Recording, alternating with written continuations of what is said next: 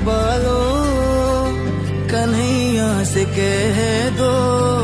अरे द्वार पालो, कन्हैया से कह दो कि दर पे सुदामा गरीब आ गया है, कि दर पे सुदामा गरीब आ गया है।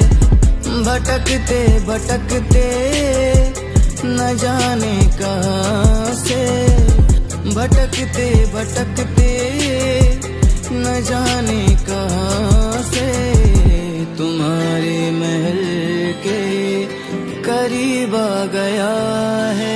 कहानी ये दो बाल सखा की गुरुकुल में जो साथ पढ़े, बचपन में था दिया वचन की सुख दुख सारे बांटेंगे। जैसे जैसे बीता समय दोनों के जीवन पथ बदले, निर्धन बने सुदामा और श्री कृष्ण द्वारकाधीश बने। खाने को मोहताज फिर भी जीवन से ना कोई शिकायत, भिक्षा मांग वो करे गुजारा, ना उन्हें कुछ थी अधिक की चाहत। कब तक सोए पर बालक भूखे, इनका क्या ही दोष भला। बोली पत्नी सुदामा से, तुम सखा से मांगो मदद जरा। पत्नी के हट करने पर हाँ चले सुदामा द्वारका नगरी, नंगे पैर ही गए सुदामा, धोती मैली सारी फटी थी। पहुंच द्वारका पूछे सबसे क्या, कृष्ण के महल का रास्ता सबको बतलाते वो जाते, कृष्ण से मेरी गहरी मित्रता।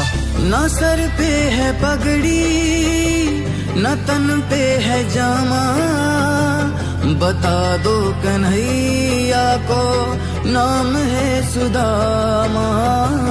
बता दो कन्हैया को नाम है सुदामा।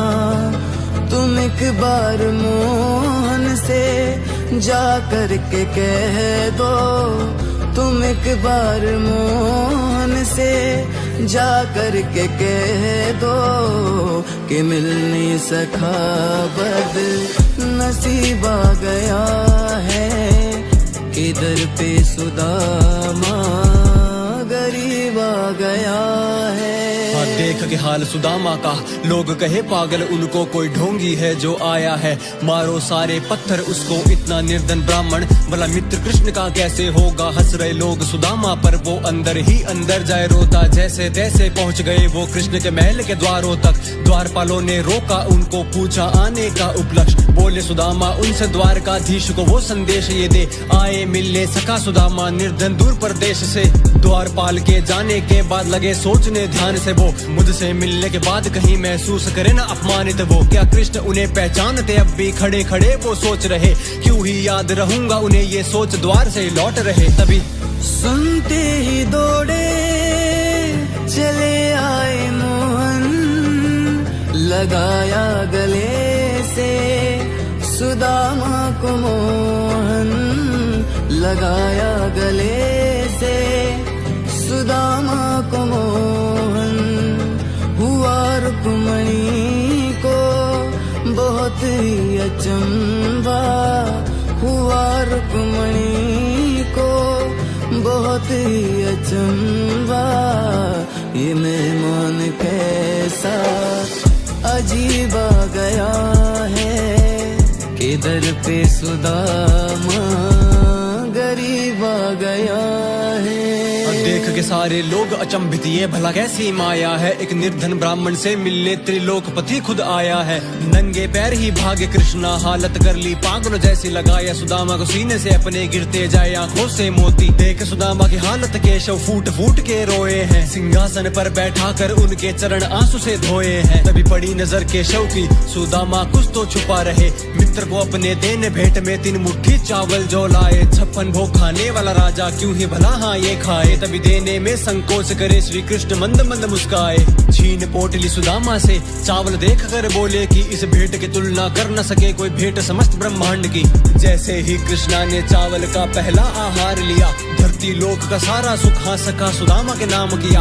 दूसरी मुट्ठी में कान्हा ने स्वर्ग लोक प्रदान किया। तीसरी मुट्ठी खाने चले माँ लक्ष्मी ने हाथ थाम लिया। हे भगवान क्या अब इनको वैकुंठ धाम भी दे दोगे। अब थम जाओ माधव अपना सिंहासन भी आप खो दोगे। इस मुट्ठी चावल के लिए रुक्मणी ब्रह्मांड का त्याग करूं। उसने अपना सब दिया मुझे, मैं मेरा उसके नाम करूं। सुनकर बातें कृष्ण की ऐसी समस्त देवगण घबराए। ये देख माँ रुक्मणी ने चावल छीन के कान्हा से खुद खाए। निस्वार्थ मित्रता देख के आंखें शिव ब्रह्मा की छलक गई। जय हो आपके द्वारकाधीश, आप सा जग में कोई नहीं।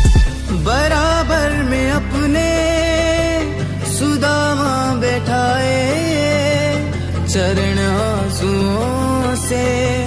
श्याम ने धुलाए चरण आंसुओं से, श्याम ने धुलाए।